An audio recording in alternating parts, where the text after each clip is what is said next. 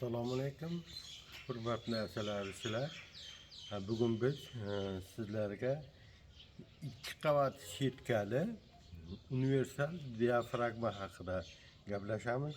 Bu diafragmalar nimada o'zimiz ixtiro qildik. O'zimiz nima qilgan ixtirolarimizdan. Bu diafragma asosan mana bu qismida ikki qavat shetkani orasi ikkala shetkani orasi mana bu yog'i bilan 20 millimetr bo'ladi. 20 millimetr bo'lib, universal shetka diafragma qavatlar orasiga qo'yiladi. Qavatlar orasiga qo'yganimizda pastki qavatdagi oila bilan tepadagi qavatdagi oila rivojlanib turganda havo bir-biridan o'tib turib, pastdagi oila kuchli bo'lsa, tepadagi oila kuchsiz bo'lsa, uni tezroq rivojlantiradi. Undan keyin bu universal diafragmani universal deyishidan sabab bu universal diafragmani ikki qismida mana ko'ryapsizlar, ajratgichli panjara qilganmiz. Mana biz deylik, buni oilamiz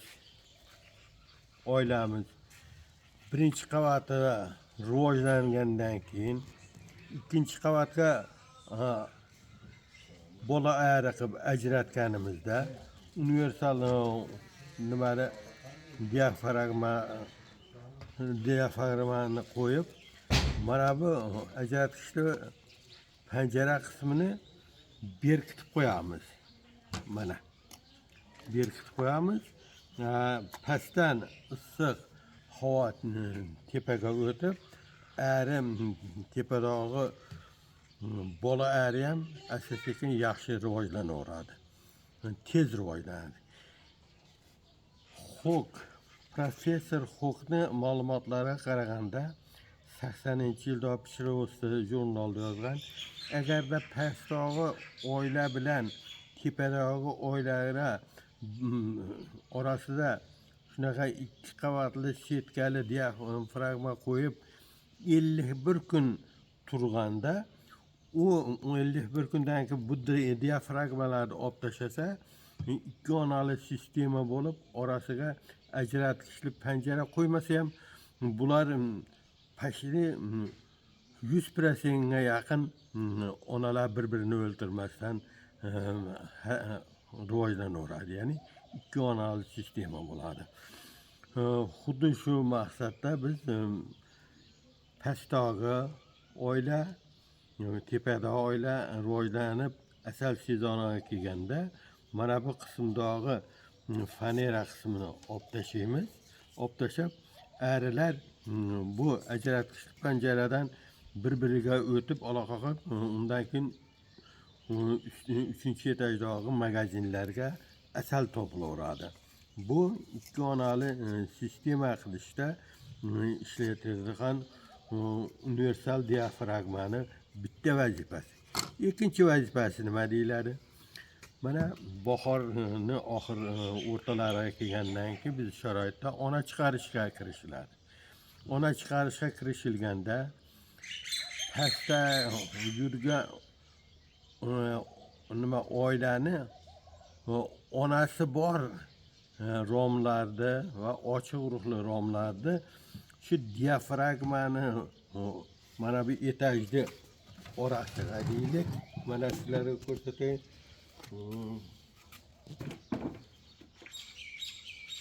Mana bu ikki qavatli oila asal bo'lsa deylik, ari bo'lsa, pastdagi va tepadagi romlarni ko'rib chiqamiz tag'in. Mana bu yerda ona yurgan ochiq urug'li romni mana bu ikkinchi qavatga qo'yamiz. Ikkinchi qavatga. Ikkinchi qavatga qo'yib, pastki qavatga arilar kirib chiqish teshigi pastdan ya o'rtadan bo'ladi. Birinchi qavatga pishgan urug'li romlar va bitta ochiq urug'li rom qo'yib, undan keyin diafragmani qo'yamiz. Diafragmani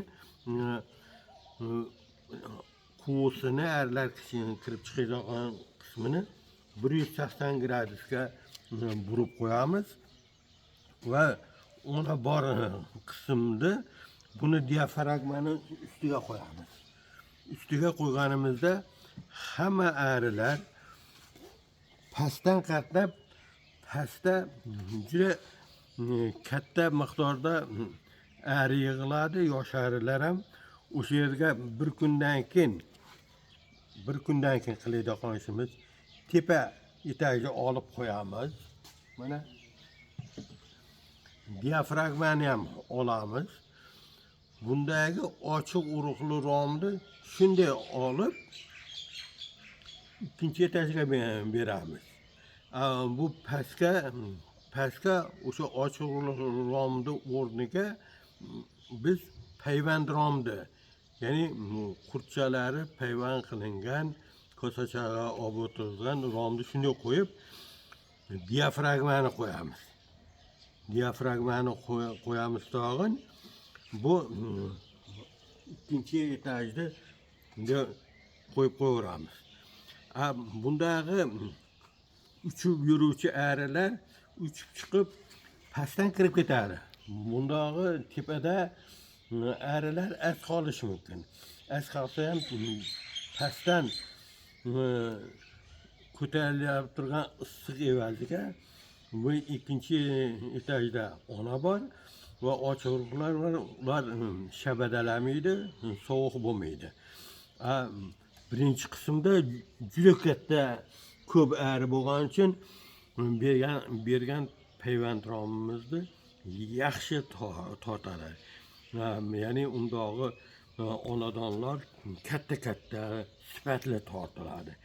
Endi 6-kunga kelganda biz yana diafragmani ikkinchi etajda olib tashlab qo'yamiz. Mana diafragmani ko'tarib, bu yerdagi ochiq urug'li payvand romni olib bu qismga, bu tomoniga qo'yamiz. Bitta romni olib tashlaymiz. Ikkinchi payvand romni 5-kuni. Kechirasizlar, men 6-kuni oldim, 5-kuni. Mana shu yerdagi payvand romni o'rniga qo'yamiz, yana diafragmani qo'yib, yana mana bu ikkinchi etajda, ya'ni ona yurgan etajda qo'yib beramiz.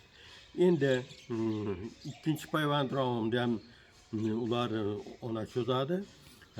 Undan keyin bu oilani, ya'ni 5-kuni ikkita birinchi payvand romni maqsad qamoqi olib tashlaymiz.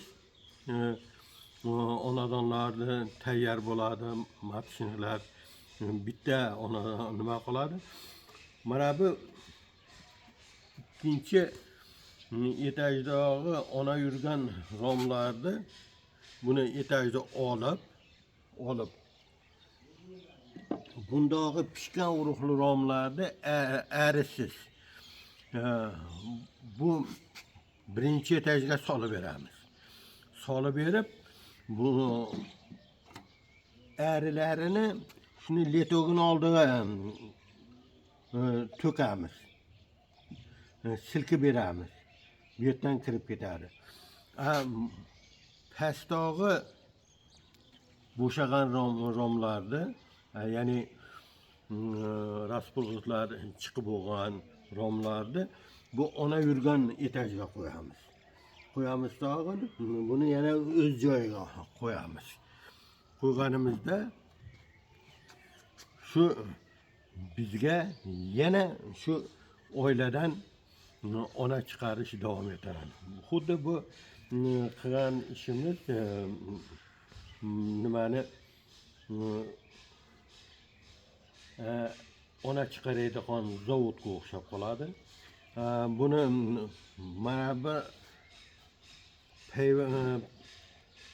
ya'ni ikki qavatli diafragma, setkal diafragmani payvandron qo'ygandan keyin uchinchi kuni mana bu qismini ochib qo'yaveramiz.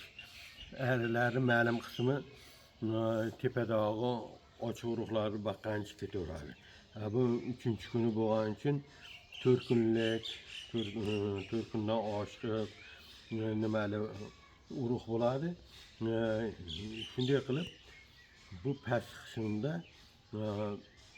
nimalar tayyor bo'laveradi. Ona gumbaklari.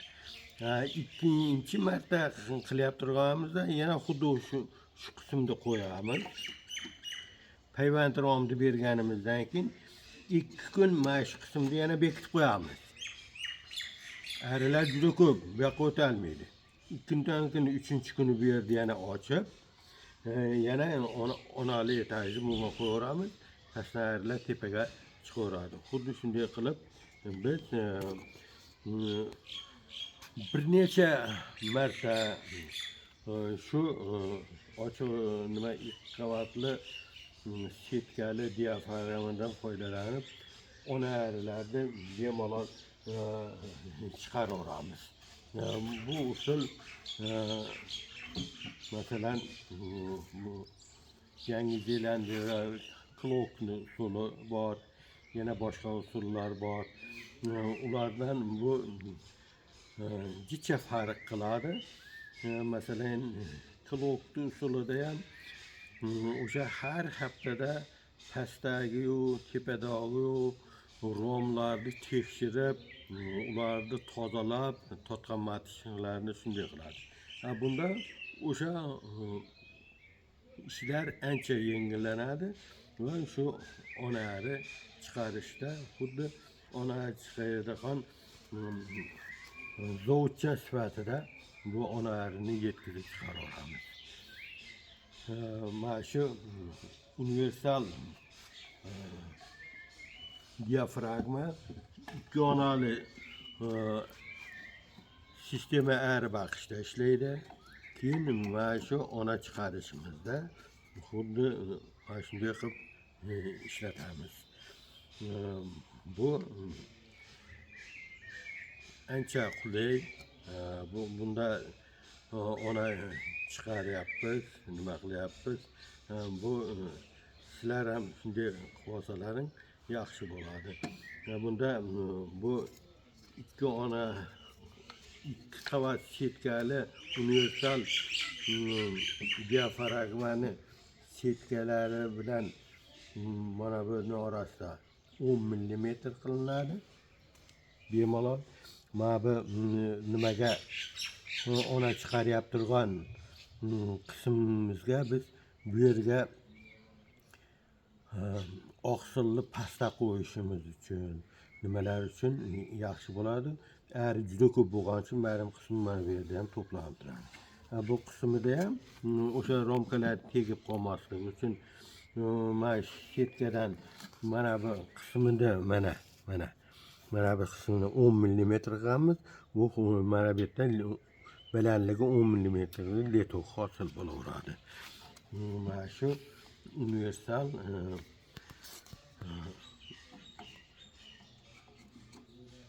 ikki qavat setkali universal diafragmalarimiz. Bugungi maqsadimiz sizlarga shularni ko'rsatish edi. E'tiborlaringiz uchun rahmat.